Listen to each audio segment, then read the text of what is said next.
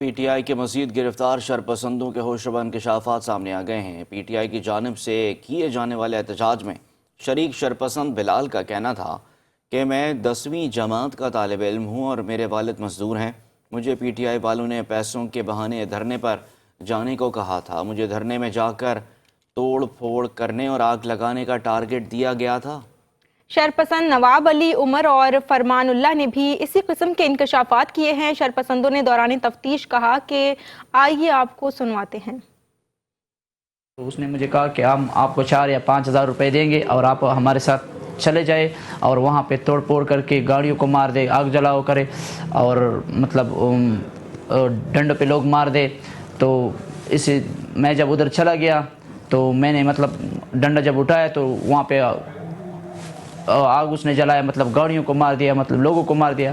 تو ہم جو ہے نا وہاں پہ پولیس والوں نے پکڑ لیا اور وہ بھاگ گئے۔ ابھی اس نے ہمیں کچھ بھی نہیں، نہ پیسے دیے، کچھ بھی نہیں۔ یہاں آنے کا مقصد یہ ہوا کہ میرے دوست نے کہا، مجھے فون کر کے بتایا کہ آپ آئیے یہاں پر اور پی ٹی آئی کے دھرنے میں آپ کے لیے پیسے بھی ملتے ہیں اور آپ کے یہاں چکر بھی ہوگا، گھومو پھرو بھی۔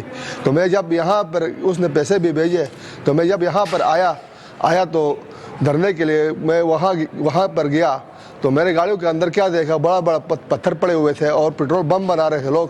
اور اس کے بعد عصر کوئی مغرب کے بعد وہاں پر ڈنڈے مارنا شروع کیا گاڑیوں کے اوپر، پھر پیٹرول بم کے سے وہ پھینکنا شروع کیا۔ اس کے علاوہ ہمارے جو قائدین تھے ان نے کارکنوں کو ہدایت دی ان کے اوپر، سرکاری معاملات کے اوپر چل جاؤ اور گاڑیوں کے اوپر چل جاؤ۔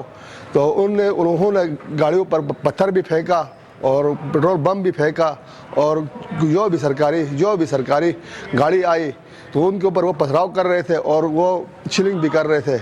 تو اس کے بعد میں وہاں سے جب وہ قائدین بھاگ گئے تو مجھے وہاں سے میں بھی نکلا، راستے میں مجھے پولیس والوں نے پکڑا ہے۔ میرا پی ٹی آئی والا لیڈر میرے ساتھ بات کیا، ہمارا ساتھ دھرنے میں جاؤ۔ میں پھر ادھر آیا، پھر گاڑی میں پتھر پڑا تھا اور ڈنڈ بھی پڑا تھا۔ پھر وہ پولیس بھی آ گیا، پھر وہ پی ٹی آئی والا لیڈر بھاگ گیا، پھر پولیس میرے کو پکڑ گیا۔